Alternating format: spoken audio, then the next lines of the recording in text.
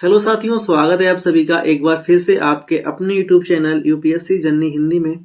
तो साथियों, आज से हम लोग पॉलिटी का एमसीक्यू टेस्ट सीरीज शुरू करने वाले हैं और ये टेस्ट सीरीज आपको IAS, PCS and all one day competitive exams में बहुत ज़्यादा हेल्पफुल होगी क्योंकि इसका लेवल हम लोग बहुत ही अच्छा रखेंगे। तो साथियों, चलिए फिर शुरू करते हैं आज की क्लास को, आज की टेस्ट सीरीज को। लेकिन उससे पहले आपको बता दूं कि आपको क्वेश्चन बाय क्वेश्चन वीडियो को पॉज करके आंसर देने की कोशिश करनी है। मैं इसमें सॉल्व तो कराऊंगा, एक्सप्लेन करूंगा अच्छी तरीके से, लेकिन आपको भी कोशिश करनी है और लास्ट में आपको हमें कमेंट करके बताना है कि आपके कितने क्वेश्चन ठीक हुए। तो चलिए फिर शुरू करते हैं और देखते हैं हमारा पहला क्वेश्चन क्या है यहाँ पर। तो साथियों, यहाँ पर हमारा पहला क्वेश्चन है, निम्नलिखित में से कितनों की परिकल्पना भारतीय संविधान में शोषण के विरुद्ध अधिकार के रूप में की गई है। तो यहाँ पर आपको बताने हैं इन ऑप्शंस में से कि कितने शोषण के विरुद्ध अधिकार के तहत आते हैं। तो साथियों, यहाँ पर आपके नीचे कोड दिया गया है, इनका उपयोग करके आपको आंसर बताना है। तो साथियों, जैसा कि हम लोगों को पता है कि हमारा गिरफ्तारी और निरोध ये हमारा स्वतंत्रता में आ जाता है। आर्टिकल 22 के तहत स्वतंत्रता का अधिकार है, तो ये आपका शोषण के विरुद्ध अधिकार में नहीं आएगा। उसके बाद यहाँ पर हमें दिया है कारखानों में बच्चों के नियोजन पर प्रतिबंध। तो साथियों, यहाँ पर हमें पता है कि ये हमारा आर्टिकल 24 के तहत शोषण के विरुद्ध अधिकार में आ जाता है। उसके बाद हमारा यहाँ पर मानव दुर्व्यापार एवं बालाश्रम, ये आपका आर्टिकल 23 के तहत शोषण के विरुद्ध के अधिकार में आ जाता है। तो यहाँ पर आपके ये दोनों सही हो जाते हैं। तो यहाँ पर आपका राइट आंसर हो जाएगा ऑप्शन बी, केवल 2 सही हैं। तो आपका ये क्वेश्चन कैसा था आपने जाना होगा, हमें कमेंट करके जरूर बताना। तो चलिए फिर हम लोग अब अगला क्वेश्चन देखते हैं। तो साथियों, यहाँ पर हमारा दूसरा क्वेश्चन है, वो यहाँ पर आप देख सकते हैं कि 42वें संविधान संशोधन अधिनियम 1976 द्वारा निम्नलिखित में से कितने तत्व जोड़े गए। तो यहाँ पर आपको बताना है कि 42वें संविधान संशोधन अधिनियम द्वारा 1976 द्वारा निम्नलिखित में से कितने तत्व जोड़े गए। ये आपकी जो भी तत्व हैं वो, जैसा कि हमें पता है कि ये डीपीएसपी से हैं, तो आपको ये बताना है। तो साथियों, यहाँ पर अब आप देख लीजिए, हम आपको एक्सप्लेन करके बताते हैं इसका आंसर क्या होगा। नीचे यहाँ पर ये कूट दिया गया है, आपको इसमें यहाँ पर इसका उपयोग करना है। तो सबसे पहले हम लोग देख लेते हैं कि क्या है। तो यहाँ पर आप देख सकते हैं, जैसा कि यहाँ पर दिया गया है, पहला ऑप्शन हमारा बच्चों के स्वास्थ्य विकास के लिए अवसर प्रदान करना, समान न्याय को बढ़ावा देना और गरीबों को निःशुल्क विधिक सहायता प्राप्त करना। तीसरा है हमारा आय, प्रतिष्ठा, सुविधाओं और अवसरों में समानता को कम करना। तो साथियों, यहाँ पर आपको बताना है कि कौन सा 42वें संविधान संशोधन द्वारा जोड़ा गया। तो यहाँ पर देखिए, ये जो हमारा पहला है ये हमारा 42वें संविधान संशोधन द्वारा जोड़ा गया और ये आपका आर्टिकल 39 में आ जाता है। समान न्याय को बढ़ावा देना और गरीबों को निःशुल्क विधिक सहायता प्राप्त करना, ये भी आपका 42वें संविधान संशोधन द्वारा जोड़ा गया था और ये आपका 39A में आ जाते हैं। तो आपको ये दो 42वें संविधान संशोधन द्वारा जोड़े गए। अब जो तीसरा ऑप्शन है आपका, ये साथियों 42वें नहीं, ये आपका 44वें संविधान संशोधन 1978 में जोड़ा गया था, तो ये आपका इसमें नहीं आएगा। तो यहाँ पर आपके ऑप्शन ये 2 सही हो जाते हैं।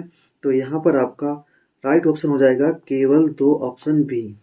चलिए अब हम लोग अपना अगला क्वेश्चन देखते हैं। तो साथियों, यहाँ पर हमारा अगला क्वेश्चन है, निम्नलिखित में से किस प्रकार पारित किए गए विधेयक के माध्यम से 2 या 2 से अधिक राज्यों को मिलाकर एक नए राज्य का गठन किया जा सकता है। तो साथियों, यहाँ पर आपको बताना है कि किस प्रकार के विधेयक द्वारा 2 या 2 से अधिक राज्यों को मिलाकर एक राज्य को बनाया जा सकता है, गठित किया जा सकता है।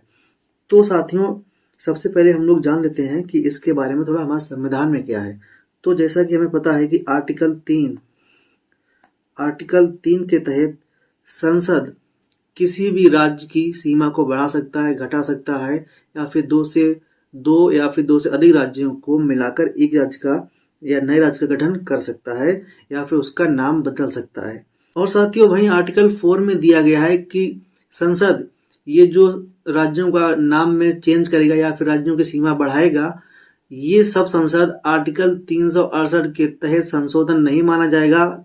संसद इसको साधारण बहुमत से पारित कर देगी, इसमें संविधान संशोधन की कोई जरूरत नहीं होगी।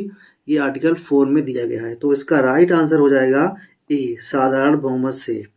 चलिए अब हम लोग अपना अगला क्वेश्चन देखते हैं। तो साथियों यहाँ पर हमारा अगला क्वेश्चन है, निम्नलिखित पर विचार कीजिए। राष्ट्रपति, लोकसभा, राज्यसभा, विधानसभा एवं विधान परिषदें उपयुक्त में से कितने या फिर हम कहें सभी संशोधन प्रक्रियाओं में अनिवार्य रूप से शामिल होते हैं। तो साथियों यहाँ पर आपके ये ऑप्शंस हैं, कोड दिया गया है, आपको इनमें से सही आंसर को बताना है। तो यहाँ पर आप ऊपर देख सकते हैं इनमें से कितने अनिवार्य रूप से संविधान संशोधन में शामिल होते हैं। तो साथियों यहाँ पर आपके राष्ट्रपति, लोकसभा और राज्यसभा ये आपके संविधान संशोधन में अनिवार्य रूप से शामिल होने चाहिए। विधानसभाएं और विधान परिषदें इनका सभी संविधान संशोधन में शामिल होना अनिवार्य नहीं है। तो यहाँ पर आपका राइट ऑप्शन हो जाएगा, आपका ऑप्शन ये बी राइट्स हो जाएगा, केवल 3। तो इनमें से केवल 3 आपके अनिवार्य रूप से संविधान संशोधन में शामिल होना अनिवार्य है। चलिए अब हम लोग अपना अगला क्वेश्चन देखते हैं।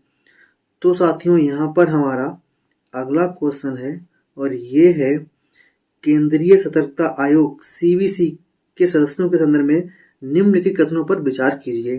तो यहाँ पर हमारे ये है पहला, सीवीसी के सदस्यों की नियुक्ति राष्ट्रपति अपने हस्ताक्षर और मुद्रा सहित अधिपत्र द्वारा करता है। उसके बाद यहाँ पर सीवीसी के सदस्य 6 वर्ष की अवधि के लिए या फिर 70 वर्ष की आयु प्राप्त करने तक जो भी पहले हो पद पर बने रहते हैं। उसके बाद राष्ट्रपति सिद्ध कदाचार या अक्षमता के आधार पर सीवीसी को हटा सकता है। तो यहाँ पर आपके ये नीचे कोड दिया गया है, आपको यहाँ से सही आंसर को बताना है।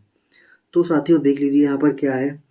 तो राष्ट्रपति है वो सीवीसी के सदस्यों की नियुक्ति करता है, ये यहाँ पर आपका सही हो जाएगा। उसके बाद साथियों यहाँ पर सीवीसी के सदस्यों की जो 6 वर्ष अवधि या फिर 70 वर्ष की, ये आपका गलत है। यहाँ पर 4 वर्ष या फिर 65 वर्ष जो भी पहले हो जाए इतने तक यहाँ पर ये लोग पद पर बने रहते हैं। तो ये आपका गलत हो जाएगा। उसके बाद राष्ट्रपति सिद्ध कदाचार या फिर अक्षमता के आधार पर सीवीसी को हटा सकता है। तो ये आपका सही हो जाएगा, क्योंकि साथियों जब भी किसी भी सदस्य पर कदाचार या फिर अक्षमता का कोई आरोप लगता है तो राष्ट्रपति उसको उच्चतम न्यायालय के पास भेजता है, और अगर उच्चतम न्यायालय इसको सही पाता है तो वो राष्ट्रपति को उसे हटाने के लिए कहता है, उसके बाद राष्ट्रपति उसे हटा देता है। तो यहाँ पर आपका ये सही हो जाएगा। तो आपके यहाँ पर पहला और ये तीसरा सही है। तो यहाँ पर आपका सही आंसर हो जाएगा ऑप्शन बी, केवल 2। तो ये आपका सही हो जाएगा। तो साथियों इस टेस्ट सीरीज में हम लोग 5 क्वेश्चन ही रखने वाले हैं, छोटे छोटे हम लोग सीरीज रखेंगे। तो आपके इसमें से कितने क्वेश्चन ठीक हुए हैं हमें कमेंट करके जरूर बताना। आपको इसका लेवल कैसा लगा, आपको ये क्वेश्चंस कैसे लगे, हमें सब कुछ कमेंट करके जरूर बताना। चलिए मिलते हैं नेक्स्ट सीरीज में, तब तक के लिए टेक केयर, जय हिंद,